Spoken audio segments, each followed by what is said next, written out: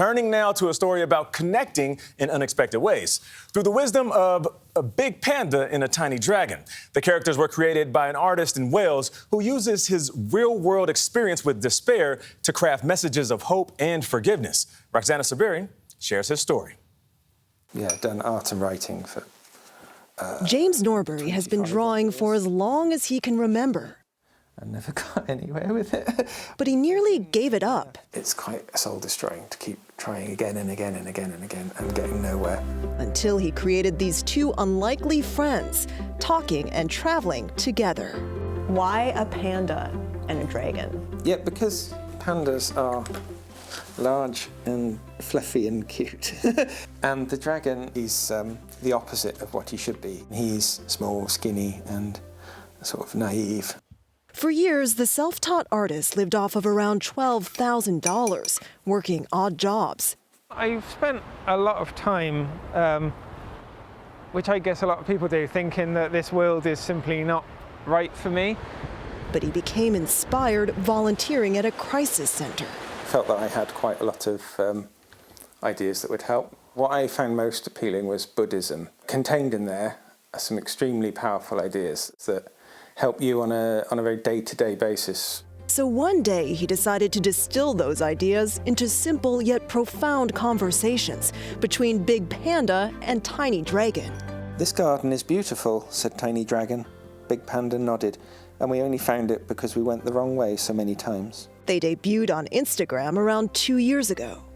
I got 3 likes or something like that. But soon their uplifting messages of friendship, hope, and acceptance reverberated and made their way into a best-selling book, translated into 25 languages. Readers send proof of their passion for his art and post comments like, "Your creations hold me up through each day."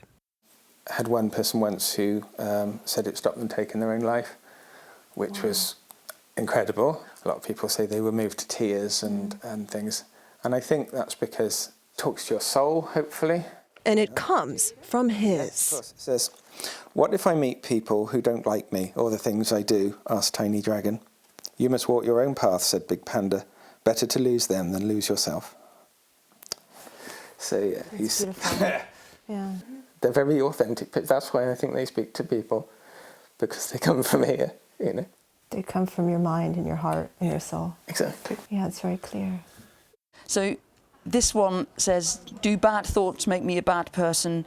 No, because waves are not the ocean and thoughts are not the mind." Marika Fink hangs this illustration above her desk. And a print is a lot cheaper than a shrink, I'll tell you Yeah, that. I would think so. It's a lot cheaper, but that's what I mean about his work. Sometimes you just look at it and it gives you that brief moment of, yeah, right, don't dwell on that. That's fine. Yeah, I find that hugely inspiring. Oh, well, that's exactly why I draw them. So that's amazing to hear. Despite his global success, the 44-year-old artist still lives in the same house with his 5 stray cats. How has all of this changed your life? Remarkably little, actually. Really? Yeah. What's changed, he says, is he's learning to live his dream and the lessons shared by these 2 friends. "I wish this moment could last forever," said Tiny Dragon. "This moment is all there is," smiled Big Panda. For CBS Mornings, Roxana Saberi, Swansea, Wales.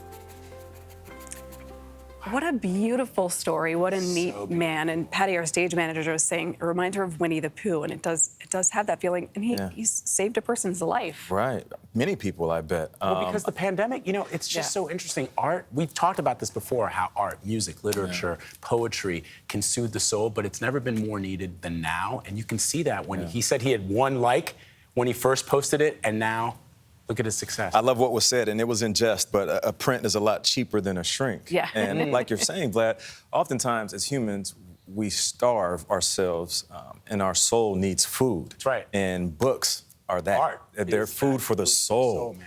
Yeah, that was incredible. I love that. And I a got to good pick that book reminder up. that if you're struggling, you're not alone. There it is. Yep. Love it. Panda and dragon. Big panda. Tiny dragon. Big panda, tiny dragon. Mama panda. I'll Sister take panda. it.